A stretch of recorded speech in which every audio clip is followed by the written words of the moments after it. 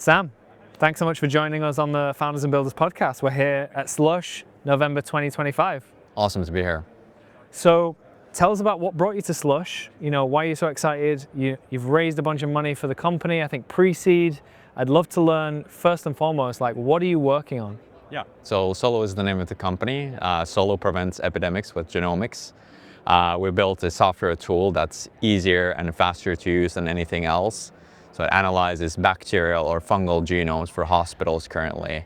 And it basically helps hospitals save lives by reducing infections.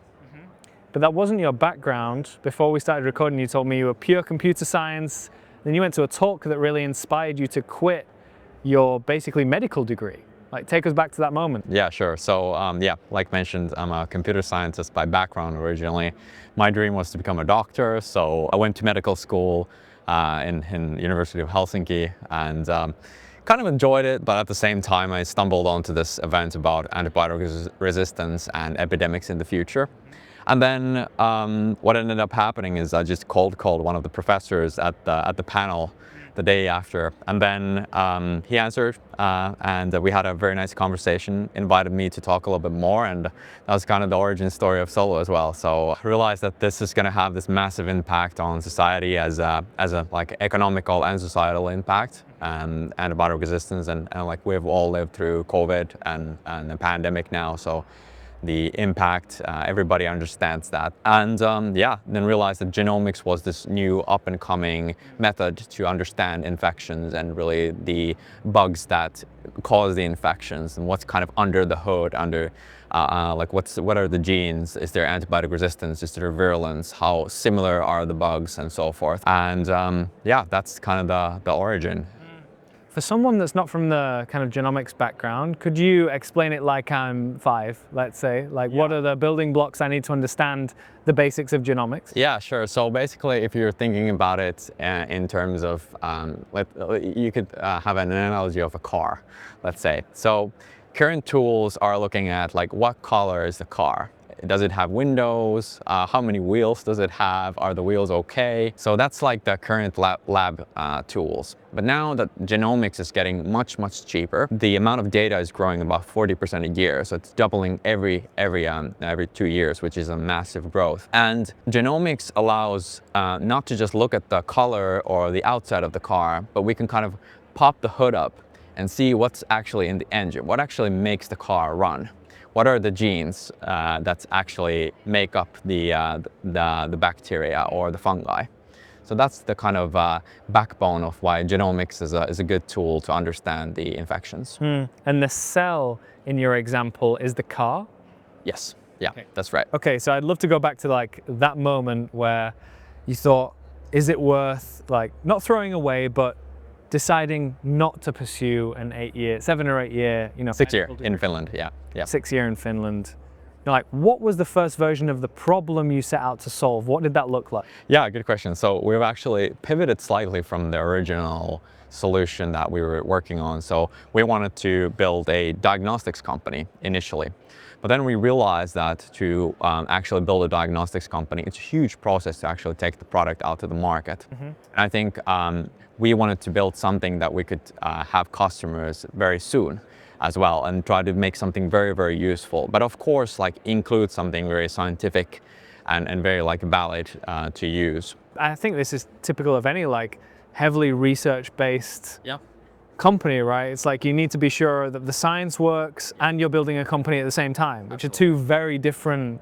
Absolutely. I think what I realized in the early months of Solu was there was a good amount of research to really understand what kind of antibiotic resistance genes are found in the bacteria and so forth. The databases were super valid already.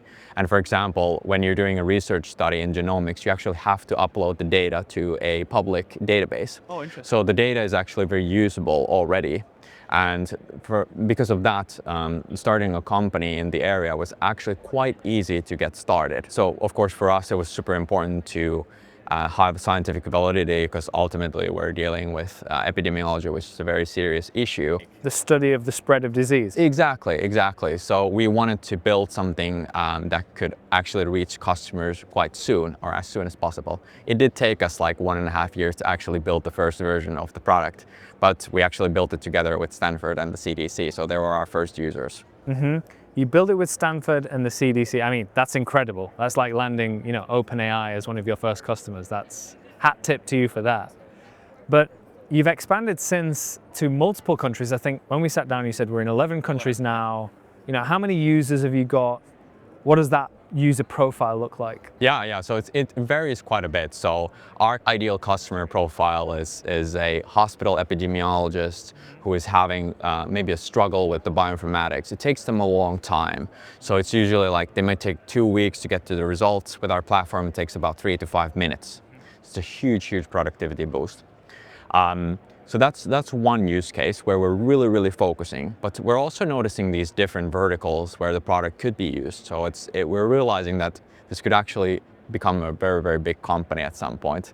So examples of verticals are like food safety, there's agriculture, there's pharma applications, there's industry applications, there's research applications, there's of course diagnostics applications where we kind of started out. It's not just dealing with the epidemiological prevention side of things, but it's a fun time to build in genomics. Let's put it that way.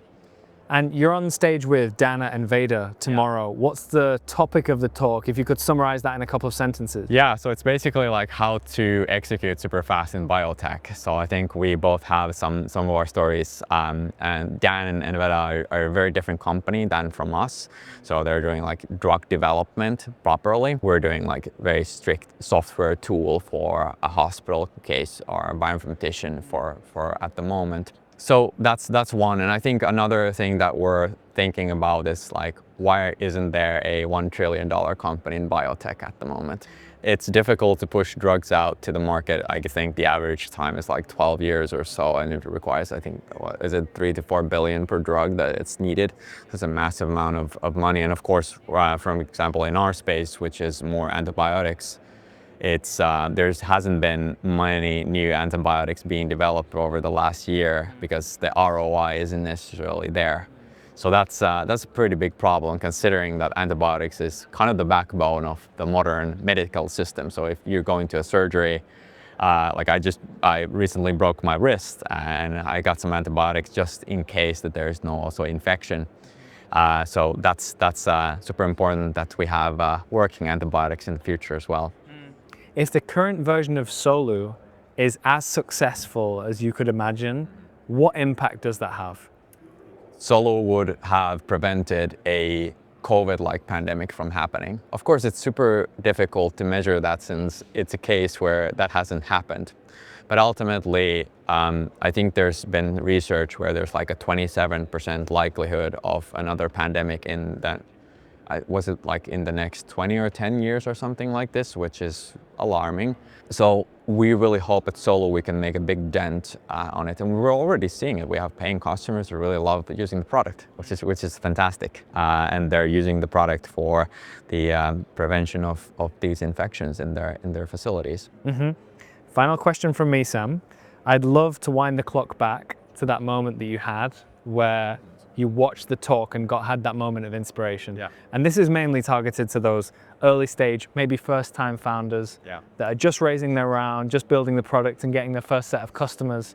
Knowing what you know now, what would you have said to Sam back then? Paint even a bigger picture. So more bold, more ambition. I'm a pretty ambitious guy by default, but even bigger, think bigger. I think that's the case. That's probably the best. You're kind of putting yourself a glass ceiling with the ambition level that you're setting. And if it's low, that's probably where it's gonna hit. And it affects the company in more ways than you can think. So the more you can push it up, the better. And that's why I think it's really great to be here at Slush, because I feel every time after this week, I'm very much more ambitious and brave. So that's good. I love that. Raise the ceiling of your ambition. Yeah. And you can feel it, right? Yes. When you have so much to grow into. Absolutely, absolutely, and you can feel it in the in the surroundings here, like in the talks as well. Listening to Lovable talk, of course, a very different company than from us, but I remember they launched here a year ago, and they're at 200 million ARR. 200 million ARR. Yeah, And the fastest company to get to 100 mil I think so. Yeah, in the world. Full stop. yeah, I think so. Yeah. Sam, thank you so much for your time.